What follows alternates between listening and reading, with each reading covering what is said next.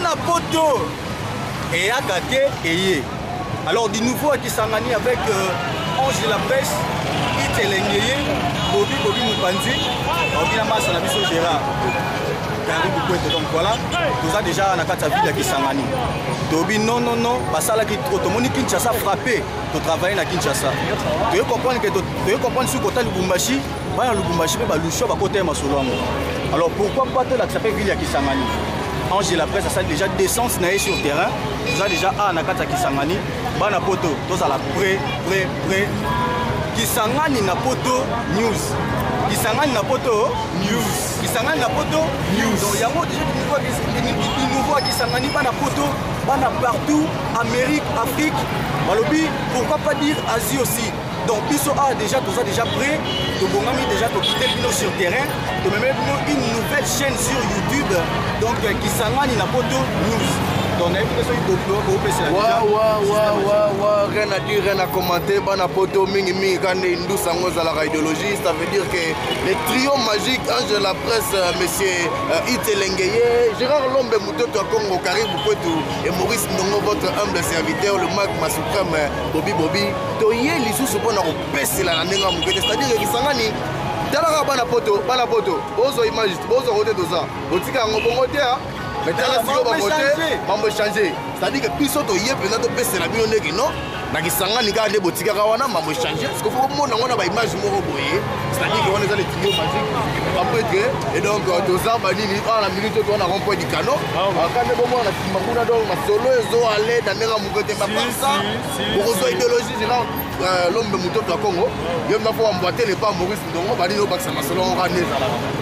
Donc on a Maurice Ndongo, l'homme de Bobby, le Manuel Macron de la communication congolaise et bolonnaise en particulier. Gérard Lombe Moutoto à Congo, rien à dire. Ange de la presse l'a dit, les Bisso, il faut qu'après les Sabino que Bana Poto, Bana Oyo Baouta, la ville à Kisangani, Boyoma Singama. Bisso, Ban le Konabino, tout ça sur place. Je suis fier de vivre en Afrique, fier de vivre à Kisangani. Alors, pourquoi ne pas que la Sabino paie image na biso ya Kisangani. Alors, trio oyo et ça justement pour la bino bana poto, to banu la Sabino ba éventualité nyon surtout information nyon surtout ça s'est passé à travers l'émission la bino, chaîne la bino, to banu la nyon Kisangani na poto, Kisangani na poto news. Donc match et ça qui to connaît lengi. À très bientôt ba masolo pour banu mona comme d'habitude. Nanga la vie de bino ko lela ba chérie hein. Azali bazoya Ange la presse. Na système à gêner to lobika na si Bolandi Gérard, Bolandi Maurice Ndongo donc masolo a déjà bien. Les trios de Kisangani na poto news. Balobi ça c'est une nouvelle chaîne déjà sur YouTube. Préparez-vous déjà en conséquence. Bana poto ndé na openga bino toujours partout Bozali. Soit attendre il y a pour s'abonner na chaîne au YouTube. Je pense que Givenchy Nto est le père de jumeaux congolais, tour d'Afrique, pourquoi pas dire tour d'Europe. Mais dit qu'on s'abonne déjà rapidement à la chaîne YouTube Oyo. Pourquoi pas dire aussi merci à Banque Mondiale, exemple à suivre Yaya. Parce que le yango DJ qui au monde peut qu'il trop déjà. L'activité peut qu'il trop. L'activité troisième ville, il y a Congo na biso. Tout le monde a évolution, par rond-point du canon. Et puis les bana qui s'appellent Batika Moté. J'ai eu aussi la prix Nobel au Ganga du Pronom, Naï. Non, mon avis, la Kisangani, Ange de la presse, tout le monde a dit Kisangani, il y a un monde qui était déjà sur le terrain.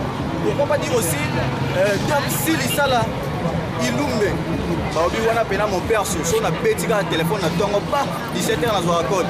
Lobby n'a pas donc na Canada. Pourquoi pas dire aussi merci à Divenal Kabou, le patron canadien.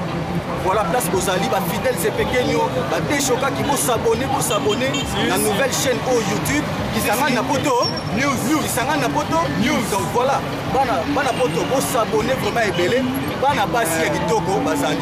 Au monde bango déjà, ba oleka, ba to ça na bango ba émission. Alors, biso to interpeller ka bino déjà que tozo sala Kisangani na poto news pour na to satisfaire bino.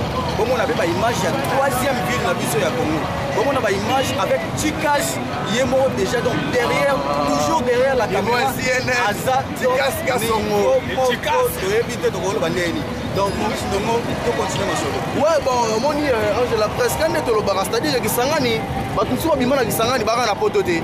nabike bokozala bino partout dans le monde bokozala bino mpe na Congo awa mais olonga lokisangani okozala na mbujimai okozala na lumashi okozala na kine wana poso rebi posusu okozala mpe na mbandaka wana poso rebi baimage donc sasa tunasema bino mo bozwa se banini apa kwetu kisangani na pita bulaya c'est-à-dire que notre zoya na ndenge mabe il faut mona na baimage ndenge zoya malgré tout nazobeta mo libanda tuko apa kukisangani avec kisangani na poto news donc voilà wana poto s'abonner kaka nde ebele wana besoin s'abonner topesa biso vraiment chance baobi trio kisangani na poto news tosala ngo kaka mpona kosatisfaire nayebi ke ebele balelaki ozwi ingénieur Bidoche le sénateur d'Ottawa abenga ange de la presse papoli ya mbongo na babetela wata tour na kisangani te yango te naye ya mbongo na yo kisangani yango donc toye topesa bino bilengi à travers cette émission alors préparez-vous kaka nde ya kosoutenir bagene oyo so bosoutenir biso nde esala biso bien toyaka nde na besoin soutien na bino soutien nde ekosala biso soki bosoutenir biso te botiki biso tokosala mosala oyo te donc esimba te tosala mosala oyo donc toza na besoin tolakisa bino troisième ville de la République démocratique du Congo tiakana okitoko tikasikaso abalanse bana poto basantire kisangani okomprendre non na RDC ezotongama RDC ezotongama au troisième ville na biso je suis fier d'être congolais donc voilà je suis fier d'être congolais je suis fier d'être Boyoma Singa Mwambe je suis fier aussi ya kozala bandeko na kati ya Boyoma donc Singa Mwambe voilà donc le trio magique avec souci kaka nde soutien na bino tosalaka appel mingi na soutien na bino bokomprendre ke non bana yango baye donc voilà sangani na poto news papa donc yango nde kaka elengi yango pesela biso bana poto basutalaka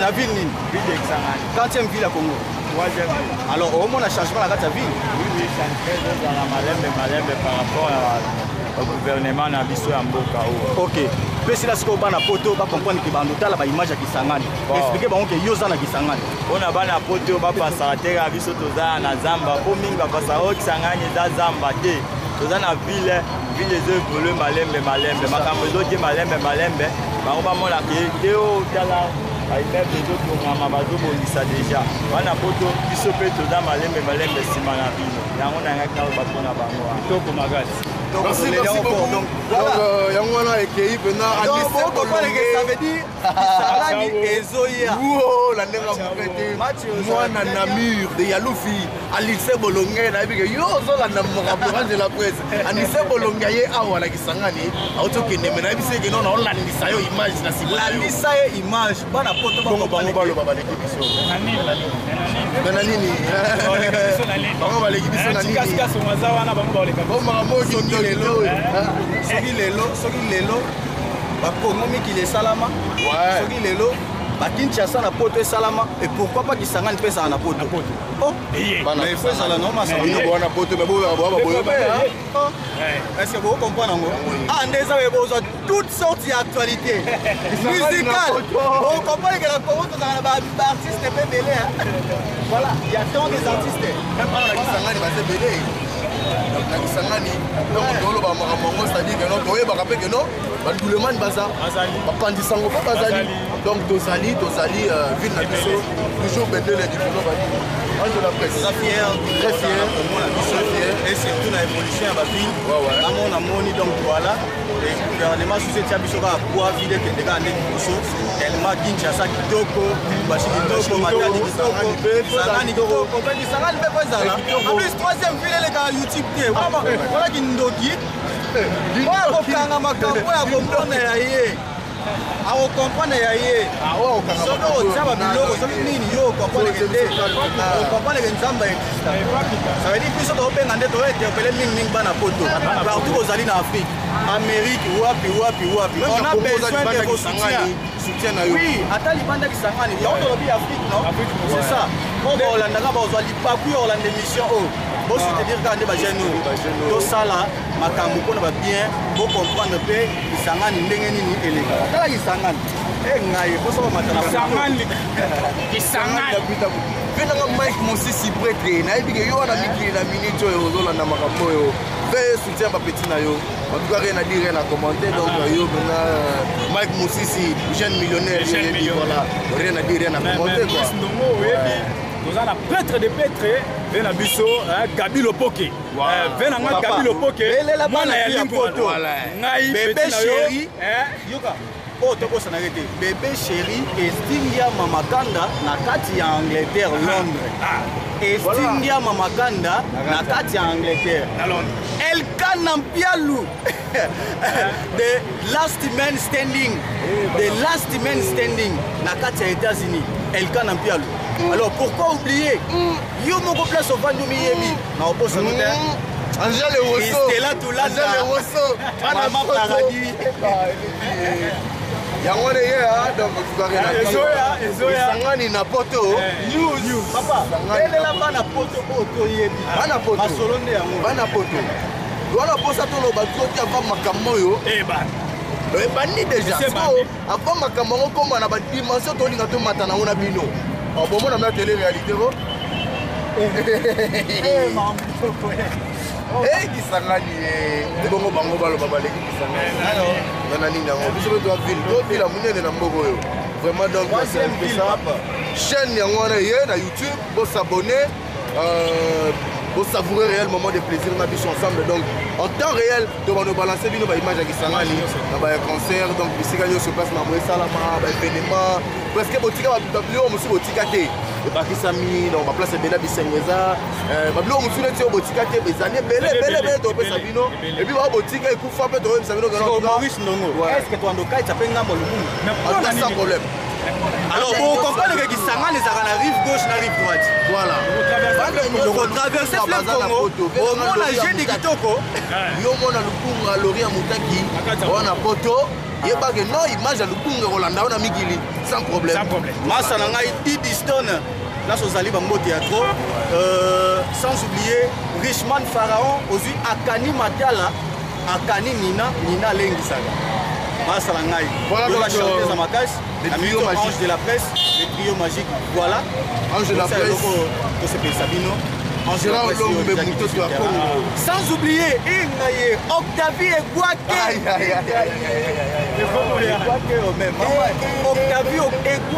Octavie et Guaké. Pardon.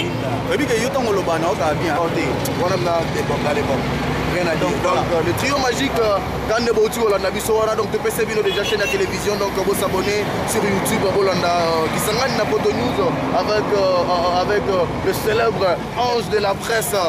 Ite Lengeye, pourquoi pas Gérard Lombe Moutoto à Congo, Caribou Kouetou et votre humble serviteur, le Mac Massipa Moulard de la presse Maurice Ndongo, Monsieur Bobby, c'est-à-dire Boyoma Bisengo, Soasko Biloro en Lengeye, Caribou, Bobby, le trio dans le Sikoyo, le pèse à ce côté.